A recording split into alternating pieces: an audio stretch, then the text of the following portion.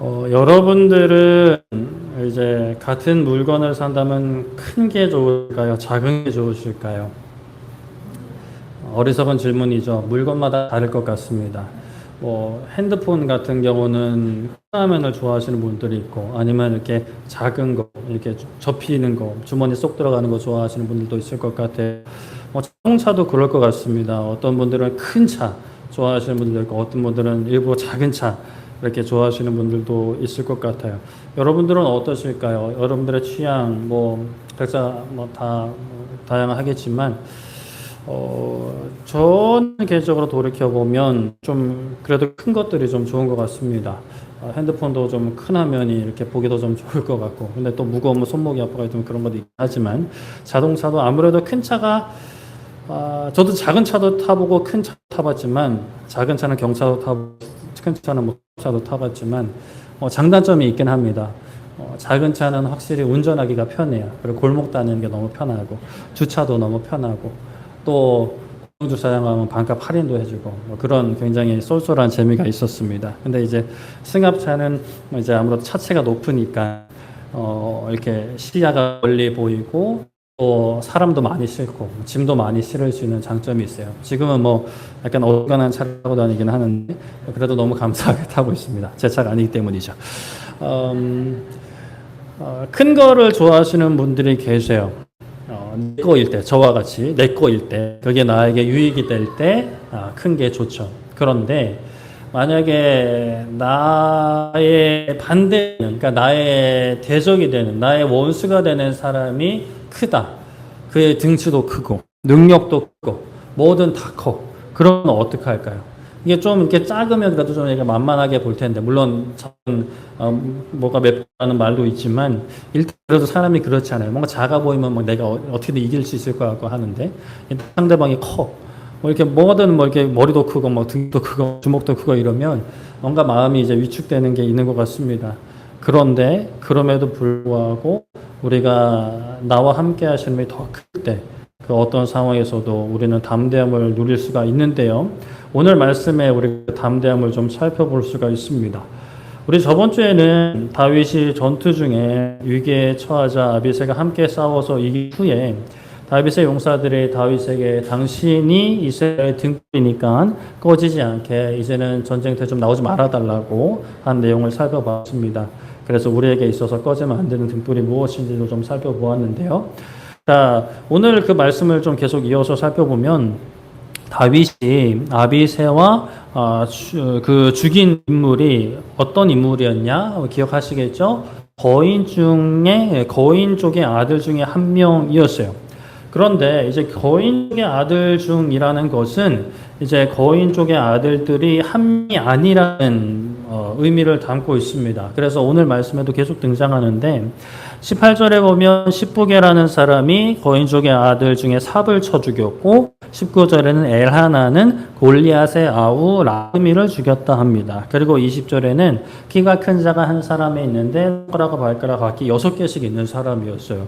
어유, 이 손가락이 얼마나 크면 손이 요만한데 막 6개 달려있고 그러지는 않았겠죠. 손이 막 이따만하고 막 큰데 막 6개씩 이제 달려있는 거예요. 그도 거인족의 소생이었다 합니다. 그가 이스라엘 사람을 능욕해서 다윗의 형 삼마의 아들 요나단이 그를 이제 죽이게 돼요. 이렇게 짧은 본문, 몇 개 안 되는 본문에 등장하는 거인족의 소생이 4명입니다. 이들은 어떻게 되었느냐? 어떻게 되었죠? 다 죽었어요. 21절, 22절에 이 4사람의 가드의 거인족의 소생이 다윗의 손과 그의 부하들의 손에 다 어떻게 되었다고요? 죽었다가 아니라 넘어졌다. 넘어졌는데 넘어진 게 죽은 거죠. 다 넘어지게 됩니다. 죽었어요. 우리는 이 사실을 말씀을 통해 이미 봤습니다. 이제 사실 텍스트로 보니까 약간 좀 실감이 안 올 수 있을 것 같아요. 그래서 이 거인들을 마주했던 다윗과 이스라엘 백성들의 마음이 좀 어떠했을까를 오늘 좀 생각을 해봤으면 좋겠어요. 여러분들 앞에 한 2, 3m 되는 사람이 있다라고 하면 어떨 것 같으세요? 여러분들 볼 때 제가 덩치가 큰 편이에요? 작은 편이에요? 이게 이제 저도 작지는 않은데 처가 가면 작은 사람이 됩니다. 다들 이제 크셔가지고 이제 장인어른도 화면으로는 커 보이는데 실제로 보니까 그렇게 안 크네라는 말을 처음 뵀을 때 들었어요. 제 키가 180이었는데 갈수록 줄고 있어요. 정기검진 가는데 키가 줄어가지고 약간 왜 이러지? 했는데 뭐 아무튼 저는 이제 180이 안 됩니다. 170 후반 정도 돼요. 이번에 재니까 177 나오더라고요. 뭐 왜 놀라시는 거예요? 무슨 포인트에서 놀라시는 거죠? 뭐 그냥 좋은 얘기로 듣겠습니다. 아무튼 저는 그렇게 큰 사람은 아니에요. 근데 뭐 어디 가서도 뭐 작다는 얘기는 잘 안 되긴 하지만 큰 사람은 아닌데 만약에 2m, 3m 되는 사람 내 앞에 있다고 한다면 어떨까? 2m 뭐 이 정도 되고 3m는 저기 뭐 거의 천장 이제 달랑말랑 할 것 같은데 우리가 이제 알고 있는 유명한 그 거인족의 소생인 골리앗이 약 3m 정도 돼요. 이게 치수가 사실은 완전히 우리가 아는 치수는 아니기 때문에 좀 적게 잡으면 그래도 2m 중간 정도 되는 거예요. 오늘날 격투기 운동에서 체급이 나누어져 있는 거 아시죠? 씨름도 뭐 금강, 뭐 백두, 한라 뭐 이렇게 백두갑인가? 하여튼 그 다음에 뭐 천하장사인가? 하여튼 뭐 그렇게 나누어져 있잖아요. 이게 아무리 뭐 기술이 좋고 노련해도 체급을 넘어서는 게 굉장히 쉬운 일이 아닙니다. 그런데 전쟁터에서 그런 사람을 마주한다면 어떨까요? 유치원생이 막 이렇게 놀고 있는 것에 어른이 가서 막 이렇게 난리치는 그런 모습일 것입니다. 그래서 골리앗이 전쟁터에 나왔을 때 이스라엘 백성들은 어떤 반응을 보였을까? 골리앗이 아침전으로 나와서 이스라엘 백성들을 모욕하고 조롱하는데 이스라엘 백성들은 어떻게 했을까요? 사무엘상 17장 24절에 이스라엘 모든 사람이 그 사람을 보고 심히 두려워하여 그 앞에서 도망했다 합니다. 어떻게 했다고요? 심히 두려워했다 합니다. 사실 근데 좀 우리가 생각을 해보면 이스라엘 백성도 지금 맨손은 아니거든요. 물론 그때 무기가 좀 변변치 않았을 수 있지만 그래도 맨손은 아니니까 무기를 들고 가서 싸우면 그래도 뭐 처음 달려든 애들은 좀 사실은 어쩔 수 없는 거고 그래도 한 2진 3진에서 막 달려들면 막 창 던지고 막 이렇게 막 하면은 뭐 중국의 무림수 아닌 이상은 아무리 등치가 크더라도 좀 제압할 수 있을까라는 생각이 드는데 두려움에 삼켜진 거예요. 사실 이런 생각도 지금 제 3자니까 나는 내가 지금 앞에 없으니까 이렇게 할 수 있는 것 같긴 한데 그들의 반응이 평범한 사람의 반응이 아닌가. 그래도 웬만큼 용맹하다라고 할 수 있는 사람들의 반응이 아닌가 싶어요. 그런데 결국 어떻게 됐죠? 이 골리앗과의 전투에서 골리앗이 어떻게 됐죠? 아세요? 죽었어요. 누구의 손에 죽었죠? 다윗의 손에 죽게 됩니다. 다윗이 물매로 이렇게 돌을 쏴가지고 골리앗의 이마에 박았고 그래서 골리앗이 쓰러지자 달려가서 칼은 없어지고 골리앗의 칼을 빼가지고 목을 칩니다. 이 엄청난 승리였어요. 사람 다 막 달달달달 떨고 있었는데 사실 군사도 아니었던 군대 소속도 아니었던 다윗이 그냥 이제 슉슉슉슉 하다가 이렇게 해가지고 잡았던 거죠. 다윗이 그 골리앗을 싸우러 나갈 때 고백했던 고백이 있습니다. 사무엘 17장 46절 47절에 오늘 여호와께서 너를 내 손에 넘기시리니 골리앗한테 선포하는 얘기예요. 그리고 뭐 백성들한테도 들으라는 얘기입니다. 내가 너를 쳐서 너의 목을 베고 블레셋 군대의 시체를 오늘 공중의 새와 땅의 들짐승에게 주어서 온 땅으로 이스라엘의 하나님이 계신 줄 알게 하겠고 또 여호와의 구원하심이 칼과 창이 있지 아니함을 이 무리에게 알게 하리라. 전쟁은 누구에게 속한 것인지 여호와께 속한 것인지 그가 너희를 우리 손에 넘기시리라 라고 선포하면서 나갔습니다. 자, 다윗은 이 골리앗과의 싸움을 통해 블레셋에는 골리앗이 있지만 이스라엘에게는 누가 계시는 것을 보여주고자 하여 누가 계시죠? 다윗이 있는 게 아니라 하나님이 계시다는 것. 하나님의 구원이 뭐 키가 얼마고 칼과 창이 얼마나 많은지 있지 않음을 알게 하겠다라고 선포했습니다. 이스라엘 백성들이 두려워하는 존재인 골리앗이 하나님이 어떤 분인지 증명하는 도로 삼겠다라고 선포한 것. 자신이 그렇게 하는 것이 아닌 하나님이 그렇게 하실 것이라고 선포하며 나아갔습니다. 시간이 흘러서 오늘 본문에서 이스라엘 백성들은 골리앗의 동생들 그리고 골리앗 같은 거인족의 소생들을 만난 거예요. 이들도 키가 비슷비슷했을 겁니다. 최소한 2m 이상, 2m 50 이상은 됐을 거예요. 그들을 만났을 때 어땠을까요? 모든 이스라엘 백성들이 그래, 저 거인족의 후손은 하나님의 능력을 드러낸 도구가 될 거야 라고 생각했을까요?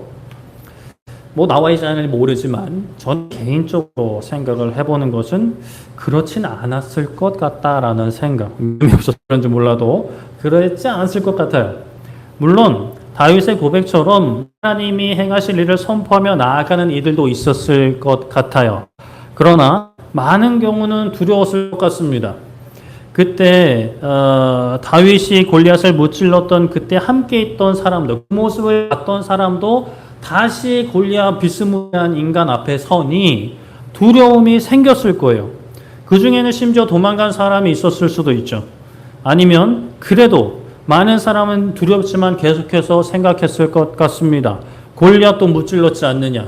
우리도 우리의 왕 다윗이 골리앗을 무찔렀으니 그 다윗왕과 함께 하신 하나님께서 우리와도 함께 하신다. 그 하나님이 지금 우리와 함께 하신다라고 선포하면서 그 두려움이 밀려오는 그 마음을 어떻게든 붙잡고 칼과 창을 놓지 않고 나아가지 않았을까? 그런 사람들이 많지 않았을까라는 개인적인 생각을 해봐요. 그렇게 마주한 거인족의 소생이 4명이었다 합니다. 4명. 사실 뭐 많지 않다라고 말할 수 있지만 글쎄요. 적군들이 만약에 인생의 고난이라고 따지면 인생의 큰 고난, 그냥 요만요만한 고난이 아니라 큰 고난이 4번 정도 있다? 이거 쉽게 생각할 문제는 아닐 것 같습니다. 그렇게 거인의 후손들이 다 넘어졌어요. 다윗과 그의 부하들의 손에 넘어졌습니다. 정복되어졌고 그들은 패배했고 다윗과 용사들은 승리했습니다. 이 승리를 경험한 다윗의 고백이 22장에 쭉 이제 언급이 되고 있어요. 22장 2절 3절에 이르되 여호와는 무엇이요? 반석이시요 나의 요새시요 나를 위하여 나를 건지시는 자이십니다. 내가 피할 때 반석의 하나님이시고 나의 방패시고 나의 구원의 뿌리시고 나의 높은 망대시고 내게 피할 나의 피난처시고 나의 구원자시라. 나를 폭력에서 어떻게 하셨도다? 구원하셨도다 라고 고백을 합니다.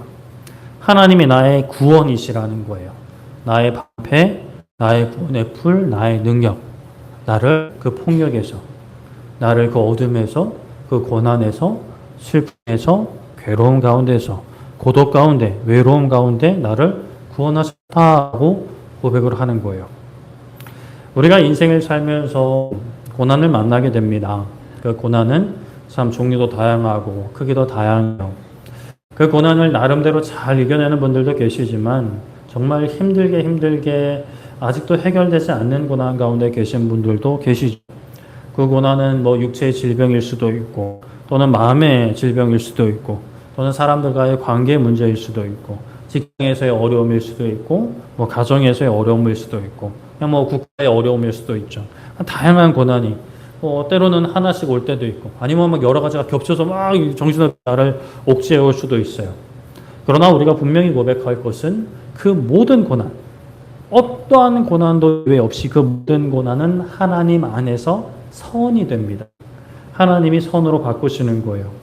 고난을 해결하실 수 있는 능력이 하나님께 있음을 고백할 수 있는, 깨닫게 되는, 있게 되는 배움과 훈련의 기회가 되는 거예요. 무엇이요? 고난이요. 나의 연약함, 나의 부족함, 내가 아무것도 할 수 없는, 나는 절대로 감당할 수 없을 것 같은 그 상황이 바로 하나님의 능력을 보게 되는, 말로 들었던, 말씀으로 그냥 글로만 읽었던 하나님의 능력을 내 인생에 직접 경험할 수 있는 기회가 되는 거예요. 무엇이요? 고난이요.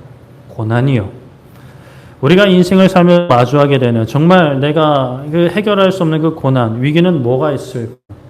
많은 것들을 이야기할 수 있죠. 그 중에 하나가 바로 사랑하는 사람의 죽음일 것 같습니다. 예수님께서 이 땅에 계실 때 그 사랑하는 사람의 죽음을 마주한 사람들이 예수님을 많이 찾았어요. 그 죽음이 엄습해오는 그런 상황 가운데 아니면 이미 죽어버린 그 상황 가운데 그 중에서 예수님이 특별히 아끼시는 사람들도 있었어요. 물론 예수님이 모든 분들을 다 사랑하시지만 그 중에서도 이제 이 땅에서 육신으로 살아가시던 이 땅에서 함께 시간을 보내시고 함께 했던 제자들 가운데 또 아끼시는 사람들이 있었어요. 바로 마르다, 마리아, 그리고 나사로였습니다. 나사로가 병이 들었어요. 죽을 상황에 처했던 거죠.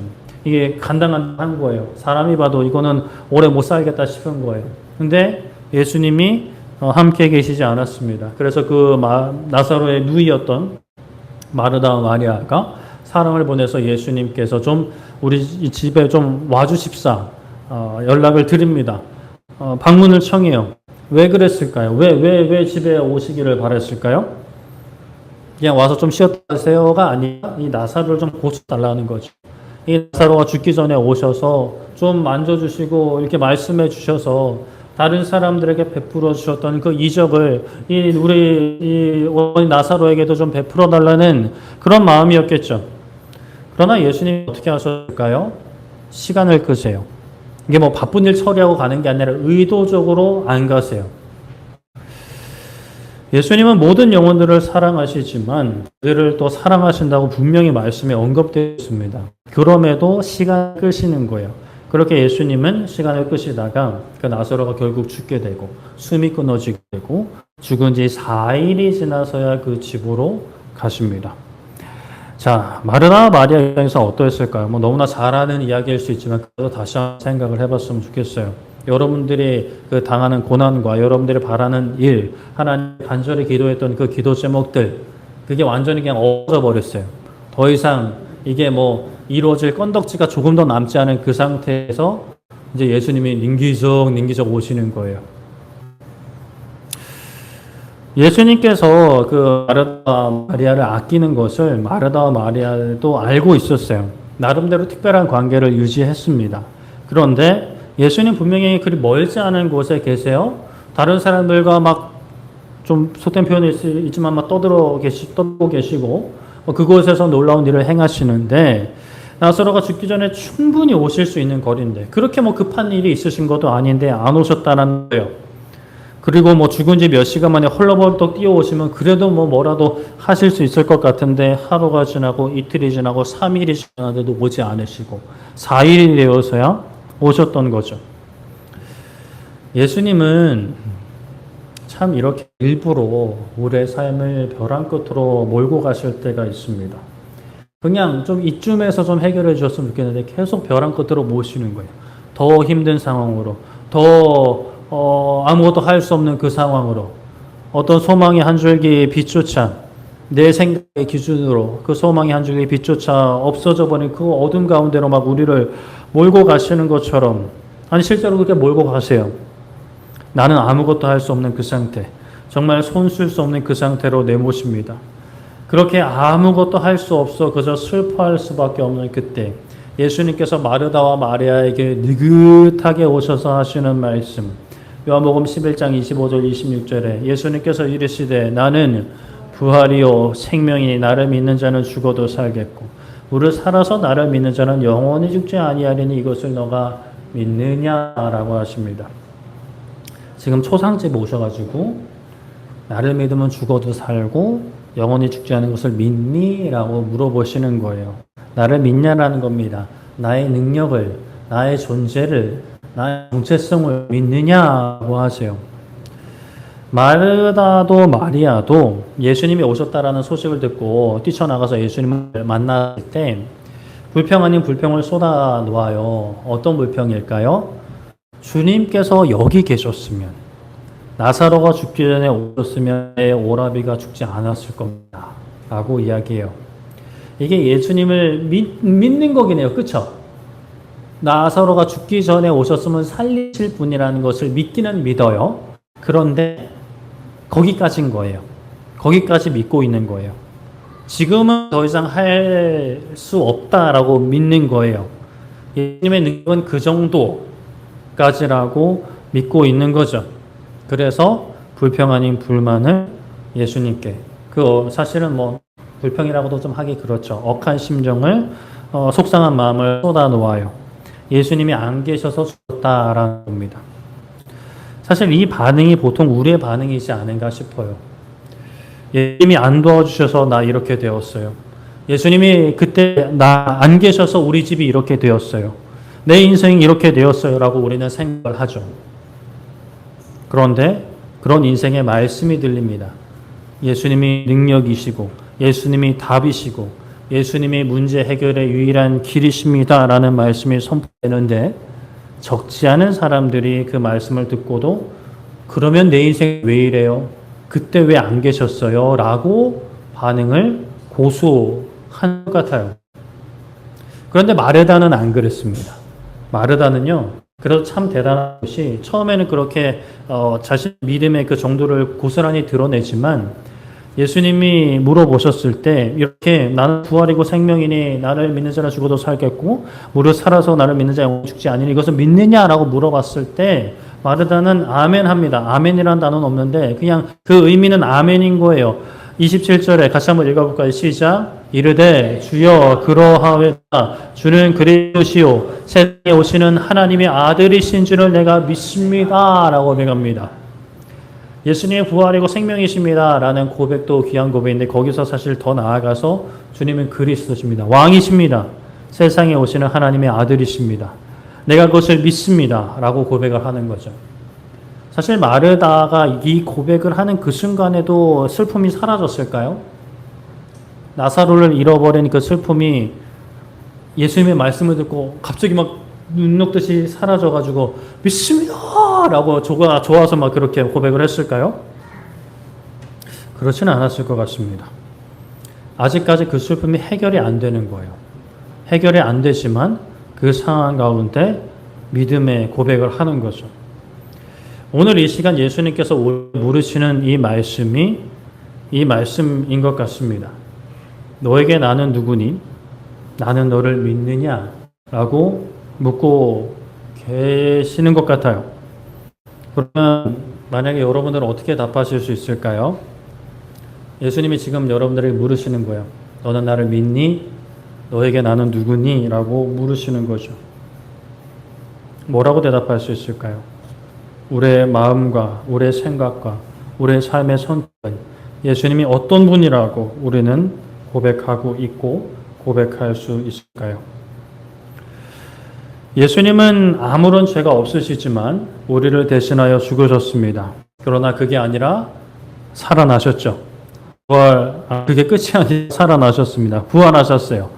다시 죽을 몸으로 잠깐 살아나신 게 아니에요. 코마 상태에 빠졌다가 깨어나신 게 아니에요.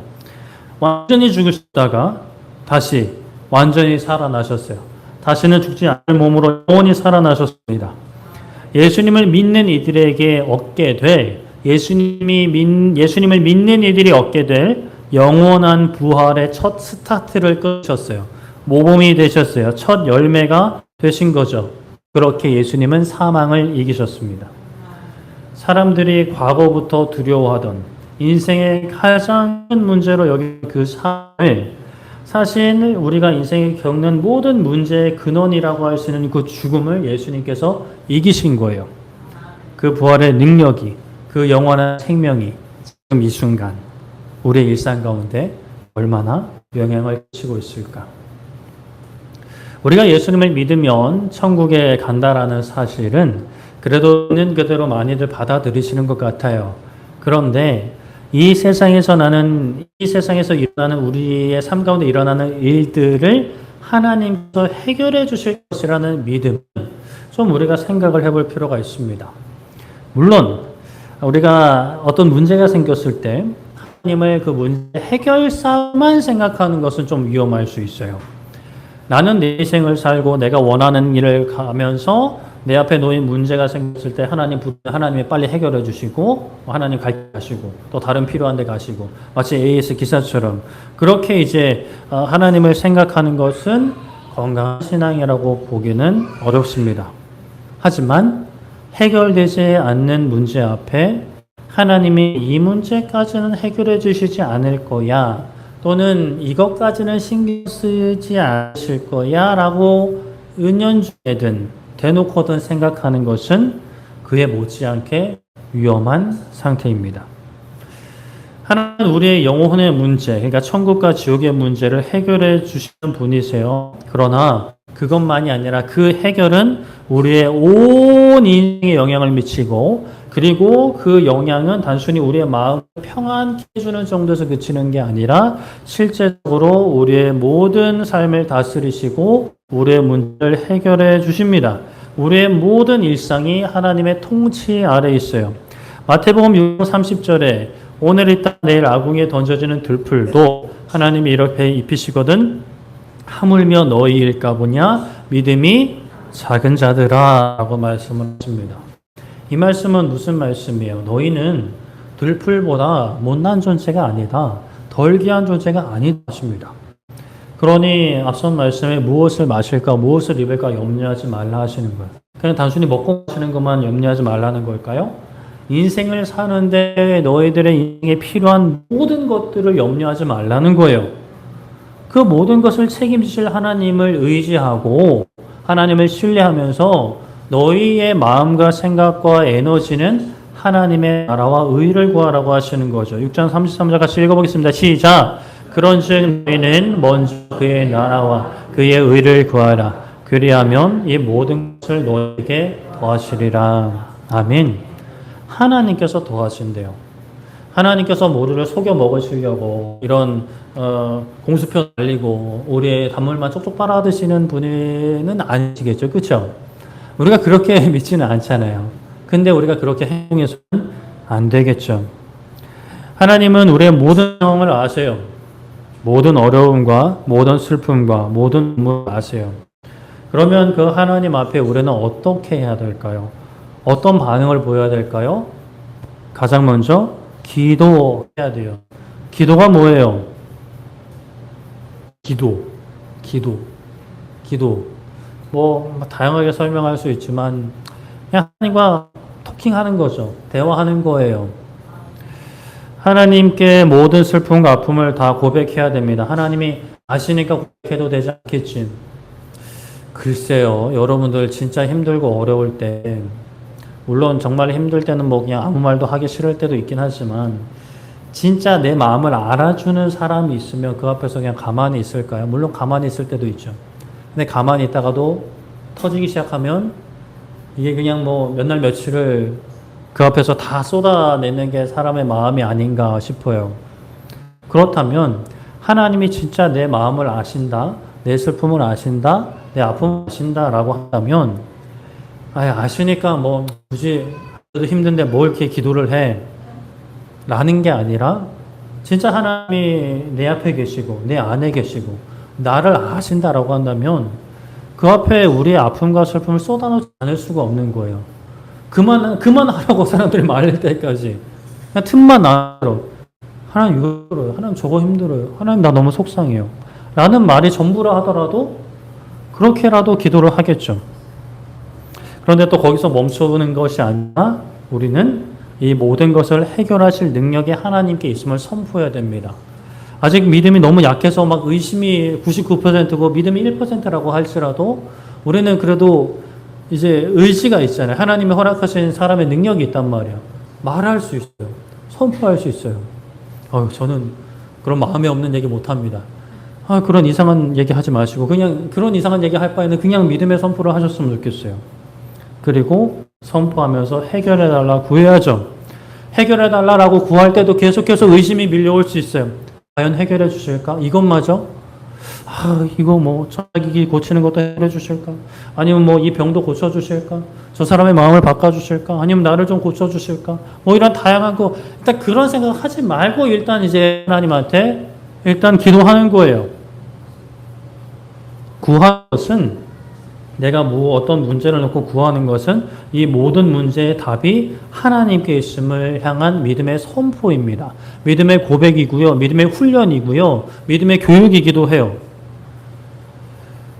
내 병을 의사가 고쳐준다 하더라도 그 의사를 통해 고치시는 분이 하나님이시고 내 뭐 전자기기를 고치는 분 사람이라 하더라도 결국에 그 모든 과정을 허락하시는 분, 그 사람을 허락하시는 분, 그 사람의 손을 붙드시는 분도 하나님이시라고 고백한다면 우리는 그 모든 상황에서 기도해야 되는 것이죠. 하지만 동시에 우리가 또 간절히 구해야 되는 것, 의지를 가지고 선포해야 되는 것은 이 문제를 통해, 이 고난을 통해, 이 슬픔과 이 아픔을 통해 하나님의 나라가 선포되기를, 하나님의 왕되심과 하나님의 통치하심이 선포되기를 기도해야 합니다. 그리고 또 무엇을 놓고 구해야 돼요? 하나님의 의, 하나님의 의가 선포되기를. 하나님의 의가 뭐예요? 하나님의 의가 뭐예요? 의는 죄가 없는 거예요. 하나님의 의는, 우리에게 부어주시는 의는 예수님을 통해 우리가 죄 없다 하시는 하나님의 구원의 역사인 거예요. 그래서 의를 구한다는 것, 의가 선포되기를 기도해야 한다는 것은 하나님 이 문제 해결해 주세요. 그런데 해결해 주시는 게 다가 아니라 우리의 죄의 문제를 해결하사 하나님과 영원한 삶에 초대하시고 우리로 하여금 하나님의 의의 자녀가 되게 하셨음을 드러내게 해달라고, 내가 이 문제와 이 상황에 집어삼켜져서 하나님을 신뢰하지 못하고 걱정과 두려움, 하나님을 불신함으로 하나님을 의지하지 않는 죄를 짓는 것이 아니라 하나님을 신뢰함으로 이 모든 죄에서 자유함을 얻어 하나님을 기쁘시게 하고 세상에 이 하나님의 놀라운 능력, 우리의 모든 문제를 해결해 주시는, 우리의 모든 죄의 문제를 해결해 주시는 하나님의 그 의를 하나님 드러내기 원합니다. 라는 그 기도가 우리에게 있어야 하는 것이죠. 하나님이 어떤 분인지, 하나님의 나라가 뭐고, 하나님의 의가 뭔지, 때로는 나의 잘남을 통해서, 때로는 나의 못남을 통해서, 때로는 나의 잘됨을 통해서, 또는 나의 못됨을 통해서 하나님이 어떠한 분이신지 드러내달라고 우리는 구해야 하는 것이죠. 그러면 이제 우리의 고난과 우리의 슬픔과 우리의 아픔과 우리의 연약함과 우리의 실패와 잘못은 하나님이 누구신지, 하나님이 얼마나 크신 분이고 하나님이 얼마나 능력이 있으신 분이신지, 하나님이 우리를 위해 행하신 일들이 얼마나 아름다운지를 드러내는 통로가 되는 거예요. 다시 우리의 고난도, 우리의 슬픔도, 우리의 아픔, 우리의 연약함, 우리의 실패와 잘못도 하나님이 역사하시니 하나님이 누구신지, 하나님이 얼마나 크시고 하나님이 얼마나 능력 있으신 분인지, 하나님이 우리를 위해 행하시는 일이 얼마나 아름다운 일인지, 얼마나 큰 계획과 그 능력으로 우리의 삶을 세밀히 살피시는지를 드러내는 통로가 된다는 거예요. 무엇이요? 고난이, 아픔이, 슬픔이, 연약함이, 우리의 실패, 우리의 잘못이 복의 통로가 되는 거예요. 눈이 어두워 살아계신 하나님을 보지 못하고 방황하며 죽어가는 영혼들에게 하나님은 이런 분이다라고 드러낼 수 있는 통로가 되는 거죠. 얼마나 귀하고 복된 인생일까요? 아멘이실까요? 아멘입니다. 사도행전 5장 41절에 이런 말씀이 있어요. 사도들은 그 이름을 위하여 능력받는 일에 합당한 자로 여기심을 기뻐하면서 공의 앞을 떠나니라 말씀합니다. 사도행전이잖아요. 그렇죠? 사도행전. 사도들이 이제 행한 기록들이에요. 예수님을 만난 사도들, 예수님께서 보내신 사도들이에요. 그런데 사도들이 예수님을 믿고 항상 꽃길만 걸었을까요? 아닌 거 아시죠? 그렇죠? 처음에는 참 좋았어요. 많은 사람들이 막 따르면서 막 새가 늘어나니까 그러면 너무 좋겠죠, 그렇죠? 좋잖아요. 안 좋아요? 좋을 것 같은데, 자, 좋을 것 같아요. 예수님을 믿는 사람들이 많아지니까 얼마나 좋겠어요. 근데 예수님을 안 믿는 사람들, 미워하는 사람들이 있었고, 그들은 기득권자였고, 그들이 처음에는 그냥 이렇게 지켜보다가 점점 세력이 커지니까 점점 미움과 어떤 그 적대감이 더 커지고 이제 실질적으로 행동을 한 거죠. 그래서 불러다가 처음에는 예수님의 이름으로 가르치지 마, 복음 전하지 마라고 했고, 근데도 뭐 말 들어요. 사도들이 우리는 하나님 말만 들을 건데라고 하면서 이제 계속해서 이제 복음을 전했죠. 그래서 이제 열이 받을 대로 받은 그냥 다시 불러다가 뭐 죽여 뭐 이렇게 막 협박도 하고, 결국에는 매를 때려요. 채찍질을 치고 쫓아내요. 그때 사도들의 반응인 거예요.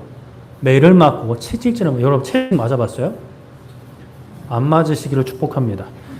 그냥 이 말로 막 저로 막 모욕당하고 막 이렇게 막 억압받고 욕먹어도 사실 마음이 좋지 않잖아요. 그렇죠? 좋은 분들이 계시면 나중에 목양실로 오세요. 제가 한번 해드릴게요. 잠이 번쩍 깨게 그냥. 제가 그 은사가 과거에 있었는데 이제 계속 그 은사를 죽이려고 이제 애를 쓰고 있습니다. 근데 이건 말로 막 사람을 괴롭게 한 게 아니라 실제로 이게 육신의 고통을 준 거예요. 채찍질이란 말이에요. 그냥 요만한 채찍이 아니라 그 채찍 막 굵은 걸 막 사람 때리면 막 이게 막 살이 찢겨지고 막 피나고 막 그렇단 말이에요. 근데 어땠어요? 그 이름, 예수님의 이름을 위하여 능력받는 일, 예수님의 이름을 위하여 모욕당하고 예수님의 이름으로 채찍질 받은 일에 합당한 자로 여기심을 어떻게 했다고요? 기뻐했대. 미친 사람들인 거예요. 기뻐했어요. 맞고 기뻐요. 하하하 이러면서. 그렇지는 않았겠죠. 아프죠. 사도들도 아파요. 그들도 사람인데, 그냥 걔들이란다. 그들도 사람인데 아프죠. 그런데 그 아픔보다 기쁨이 크니까 기쁨이 그 아픔을 덮어버리는 거예요. 사도행전 살펴보면요. 더 심한 것도 많이 받아요. 나중에 뭐 서신서들 보면 사도 바울도 나의 고난을 이야기하지 않겠다면서 다 이야기해요. 막 이거 아프고 저거 아프고 헐벗었고 매맞고 배고팠고 하여튼 기타 등등 매맞고 하여튼 기타 등등. 근데 또 사람들은 너 사도가 아니다 이러고 막. 그런데 감옥에서도 찬송했어요. 받고 기뻐했어요. 왜 그랬을까요? 어떻게 그럴 수 있을까요?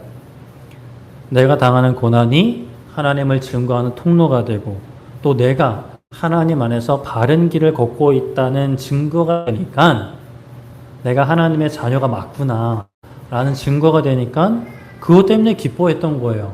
맞는 게 기쁜 게 아니고 감옥 가는 게 기쁜 게 아니라 하나님의 도구로 쓰임 받으니까 내가 하나님의 자녀라는 사실에 기뻐했던 것이죠. 기쁨이 여러분들에게 가득하기를, 우리 모두에게 가득하기를 소망하고 축복합니다. 물론 저도 그래요. 저도 사람이고 저도 이렇게 생긴 건 이렇게 좀 이렇게 담대하게 생겼지만 그런 겁이 많은 사람이라서 고통 안 받기를 정말 바라는 사람 중에 한 사람이지만 그런데 어떻게 하겠어요? 우리가 이 말씀을 붙잡고 고백하며 나아가야죠. 고난을 통해서 하나님이 드러나신다면 또 하나님이 그렇게 드러내고자 하신다면 우리는 기쁨으로 그것을 받아야겠죠. 고난의 깊이와 크기는 우리가 알아야 되지만 고난은 묵상의 대상은 아닙니다. 근데 우리가 참 고난을 많이 묵상하는 것 같아요. 고난을 계속 생각하는 거죠. 이것 힘들고 왜 힘들고 난 이래서 힘들고 저래서 힘들고. 근데 고난은 묵상의 대상이 아니에요. 모적 살아라는 게 아니라 알아야죠. 뭐가 문제고 아파요. 그럼 병원 가서 어디가 아픈 건지 검사도 하고 치료도 받아야죠. 인간관계 문제가 생겼어요. 니 때문이지 나 때문이지 살펴보고 나 때문이면은 좀 바꾸기도 하고 어떻게 잘못했으면 미안하다고 하기도 하고 해야죠. 그런데 그 가운데 우리가 하나님을 붙들어야죠. 그 모든 것을 통해서 영광 받으실 하나님을 붙들고 그것을 통해서 드러내실 하나님을 의지하며 하나님을 붙들어야죠. 하나님을 묵상해야죠. 하나님을 바라봐야죠. 창세기부터 요한계시록까지 하나님이 어떤 일을 행하셨고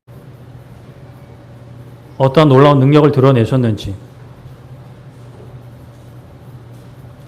그건 그거고 내 인생은 내 인생이고 물론 내 해결해 주셨으면 좋겠고 물론 고난을 해결해 주셨으면 좋겠지만 우리는 하나님을 묵상해야 합니다. 하나님을 바라보아야 합니다. 하나님이 어떤 분인지 기도로 붙들어야 합니다. 그렇게 하나님을 바라볼 때 우리에게 참 자유가 있을 줄 믿습니다. 이 사도들의 기쁨이 있을 줄 믿습니다. 그러니까 사도들의 기쁨이 있기를 바랍니다라고 할 때, 아유, 그 고난을 생각지 마시고, 고난임에도 불구하고 기뻐했던 사도들의 그 기쁨이 있기를 축복합니다. 아멘? 그러니까 또, 아유, 지금도 힘든데 또 다른 고난 주시, 그거 걱정, 이건 잘못 드시는 거예요. 지금 여러분들의 그 상황에서도 기쁠 수 있는 그 기쁨, 그리고 앞으로 좋은 일이 있기를 바라지만, 좋은 일만 있기를 바라지만, 어떤 일이 있더라도 기쁠 수 있는 그 기쁨 있으면 좋겠죠? 아멘이시니 말씀을 정리하겠습니다. 다윗의 삶에 많은 위기가 있었습니다. 골리앗과 같은 거인들이 4명이나 더 있었어요. 그러나 그 거인들과 많은 위기는 결국 하나님이 나의 반석이십니다. 나의 구원이십니다라는 고백으로 열매 맺게 됩니다. 나사로의 죽음과 마르다와 마리아의 큰 슬픔은 예수님이 죽음에서 우리를 건지시는 분이심을, 부활이고 생명이심을 드러내는 도구가 되었어요. 통로였어요. 고난과 어려움, 결핍과 상처는 하나님이 누구신지 드러내는 통로가 됩니다. 나는 이래서 힘들어 저래서 힘들어. 그거는 그릇된 자기 연민이에요. 자기 연민을 그만 내려놓고 우리는 하나님이 누구신지를 묵상하고 의지해야 됩니다. 나의 잘남이든 못남이든 잘됨이든 못됨이든 성공이든 실패든 그 모든 것이 하나님이 누구신지 드러내는 통로가 된다면 그 인생은 성공한 인생입니다. 우리 모두 하나님 안에서 성공한 인생이 되기를 소망하고 축복합니다. 우리 찬양하고 기도했으면 좋겠는데요. 우리 아까 했던 찬양이기도 한데요. 내게 허락하신 시련을 통해 나의 믿음이 어떻게 된다고요? 더 쪽으로 들어가고가 아니라 강하게 자라나고 그렇게 되기를 축복합니다. 가사를 생각하시면서 함께 찬양하고 기도하겠습니다.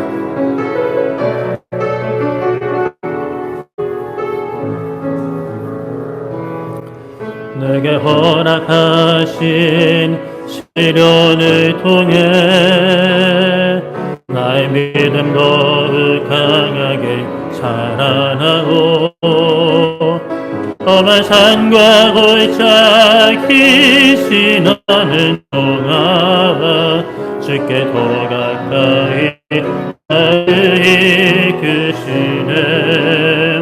내가 겪는 시험이 어렵고 힘겨워도 내 주님보다 크지 않네. 내 앞에 바다가 갈라지지 않으며 주가 나로 하나 위걷게 하니 나는 믿네.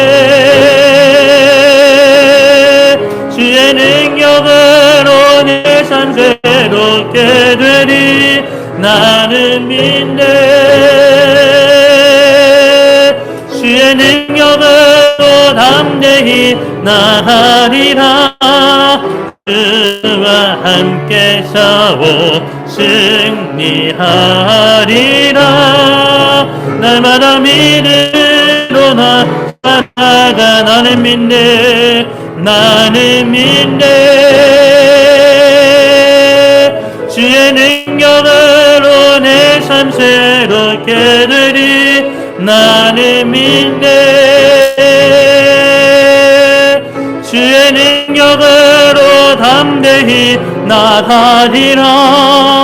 주와 함께 싸워 승리하리라.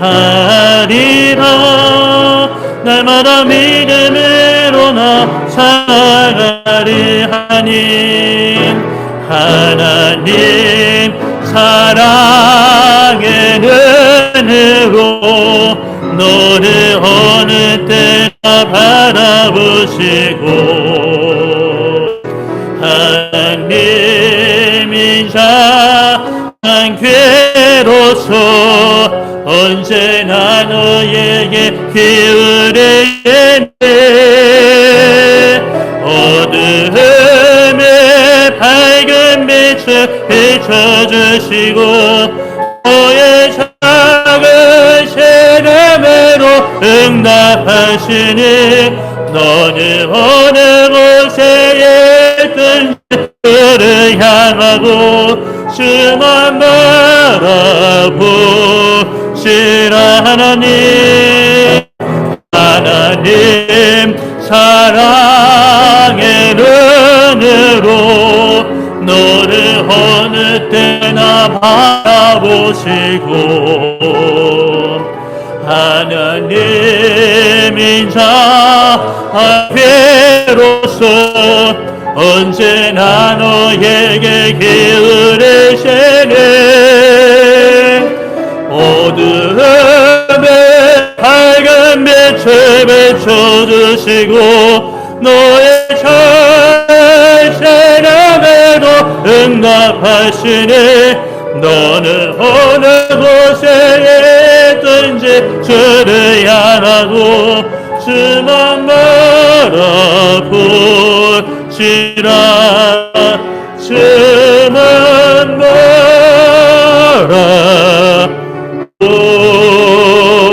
바라보시라.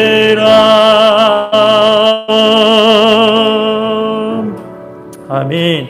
우리 함께 기도할 때 하나님, 우리가 우리의 삶과 우리의 결핍과 우리의 상처와 우리의 어려움을 묵상하는 것이 아니라 하나님을 묵상하기 원합니다. 하나님을 바라보기 원합니다. 우리의 모든 아픔과 슬픔과 고난조차 하나님이 누구신지 드러내는 통로가 되게 하시는 하나님의 그 놀라운 역사와 그 선하심과 우리를 향한 하나님의 사랑을 보기 원합니다. 하나님, 우리의 믿음의 눈이 뜨게 하여 주시옵소서. 믿음의 귀가 열리게 하여 주시옵고 믿음의 마음문이 열리게 하여 주시옵소서라고 주 한번 외치고 기도하겠습니다.